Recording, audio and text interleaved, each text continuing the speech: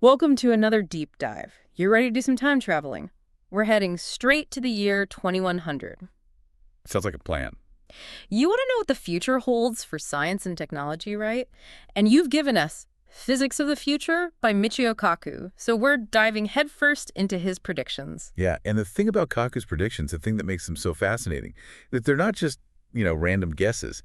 He actually sat down with over 300 leading scientists Oh, wow. to really get a grasp on where their fields are headed. We're talking about predictions rooted in actual research that's happening right now. This is cutting-edge stuff. That's what makes this so much more compelling than just, like, peering into a crystal ball, right? This is grounded in real science. But before we get too far ahead of ourselves, Kaku does this really interesting thing at the beginning of the book.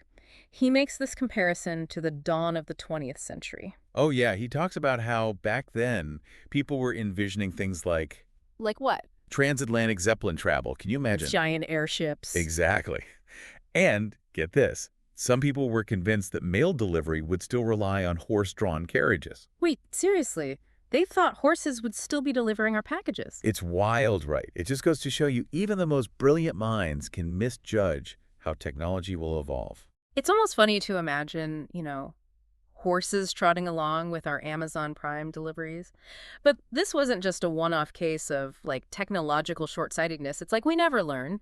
You fast forward to the 1980s, right when personal computers are starting to emerge, and people were so skeptical. It's true. People didn't know what to make of them. Can you believe that William F. Buckley, this really prominent intellectual at the time, actually had to defend word processors? No way. He was pushing back against this idea that they were, and I quote, instruments of the Philistines. It's incredible how resistant people can be to new technologies. It really does make you think, huh? It shows how our own assumptions about what's possible can really limit our ability to imagine, let alone predict, what the future holds. Kaku's point is, we need to be careful not to get so caught up in what we think we know that we miss out on the truly groundbreaking stuff that's on the horizon. So how do we navigate that? How do we make predictions about the future without getting bogged down by our own limited thinking? Kaku believes it all comes down to understanding the fundamentals, Fundamentals. the four fundamental forces of nature: gravity, electromagnetism, the weak nuclear force, and the strong nuclear force. He argues that every time humanity has unlocked a deeper understanding of one of these forces, it has radically changed history. I mean, it's reshaped our capabilities, our understanding of the universe, everything. So you're saying that instead of just looking at the latest gadgets and gizmos, we need to understand the very forces that make those technologies possible. Precisely. Okay, so we're talking about understanding the fundamental forces of nature. But how does that translate into actual predictions about the future? Where do we even begin? Well, Kaku doesn't waste any time, that's for sure. He jumps right in, and he says that by as early as 2030, we might be witnessing the end of an era. The end of an era. That sounds dramatic. It is. He's talking about the end of Moore's Law. Moore's Law, right. For those of us who need a little refresher, what exactly is Moore's Law again? Oh, sure. It's basically this idea that computing power doubles roughly every 2 years. It's been the driving force behind all the tech advancements we've seen for decades. Smaller devices, more powerful computers, you name it. So if Moore's Law is coming to an end, does that mean progress just stops? Like we hit a wall? That's what's so interesting. Kaku doesn't think it's about hitting a wall, but rather a shift in how we achieve those gains in computing power. A shift? What do you mean? Instead of just focusing on cramming more and more transistors onto a chip, we're talking about exploring entirely new avenues. Like what?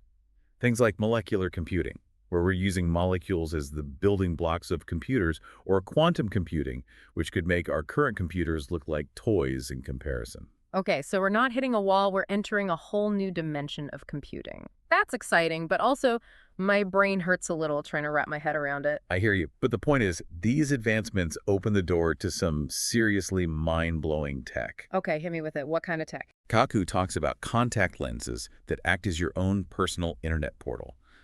We're talking real-time language translation, information just popping up in your field of vision, even recording and sharing experiences directly from your lenses. So like the internet, but in your eye? Pretty much. I can see the appeal, but whoa, talk about an information overload. Right. And the potential privacy implications are huge.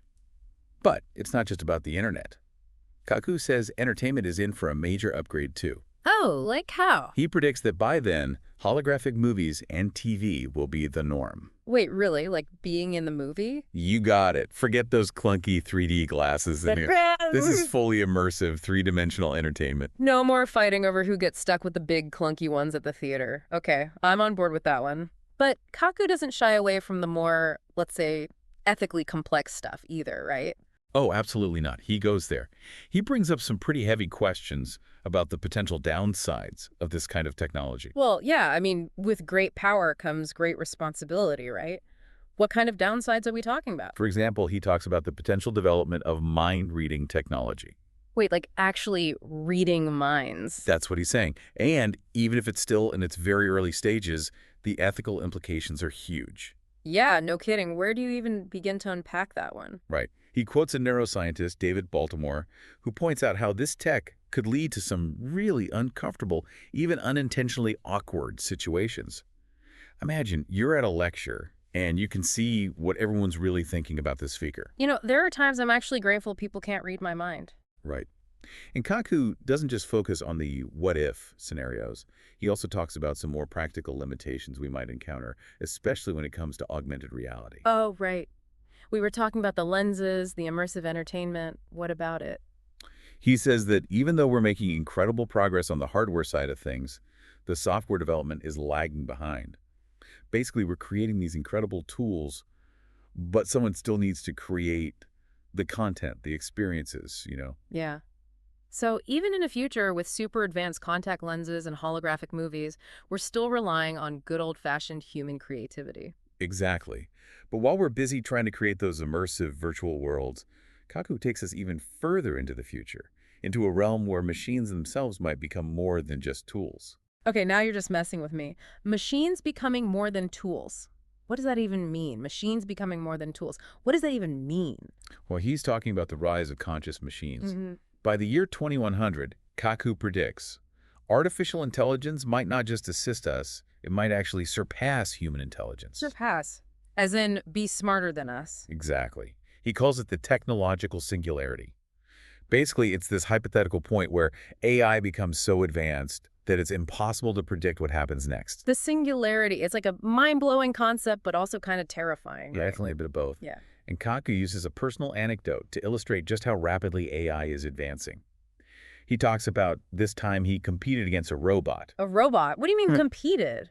It was a pattern recognition challenge. And the robot was built by MIT. Kaku ended up winning, but he says it was a close call. Really? Yeah.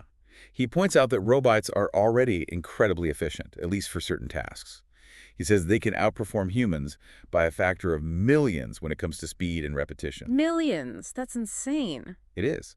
So if they're already that fast with certain tasks, it's not a huge leap to imagine them surpassing us in more complex areas as well. Okay, so that's kind of scary. Yeah. And when most people hear conscious machines, they immediately think, Terminator, robots taking over the world. Is that what Kaku's predicting? Not exactly. He actually emphasizes that this transition to conscious machines won't be some sudden hostile takeover. He believes it'll be more of a gradual process. Yeah, like humanity will have time to adapt.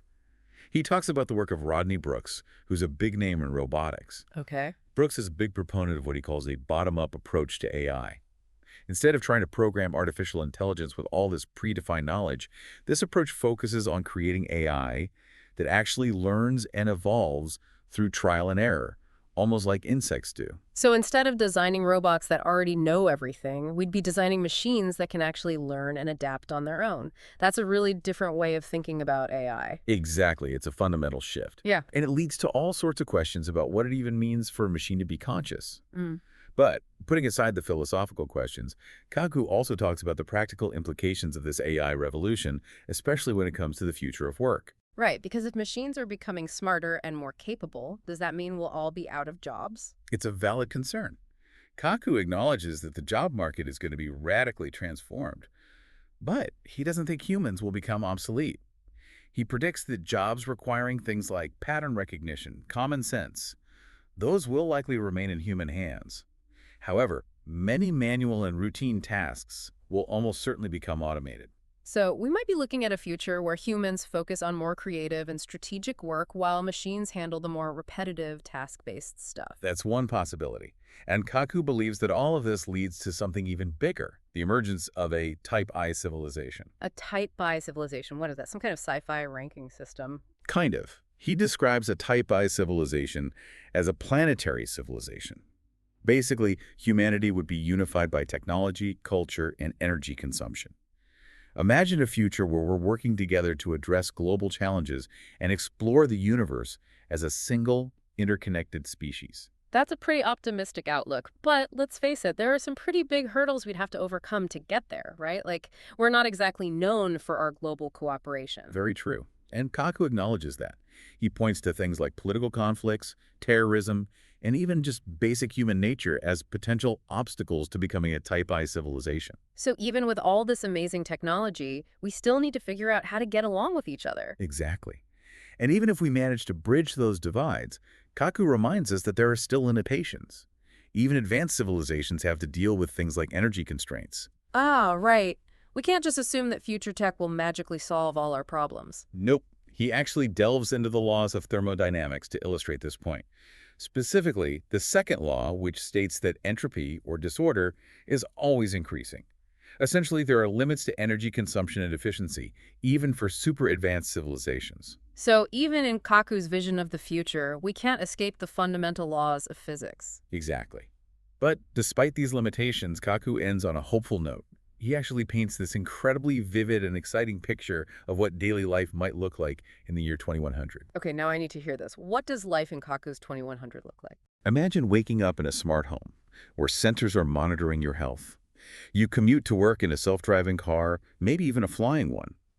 Work is this seamless blend of augmented reality and robotics, making you incredibly efficient.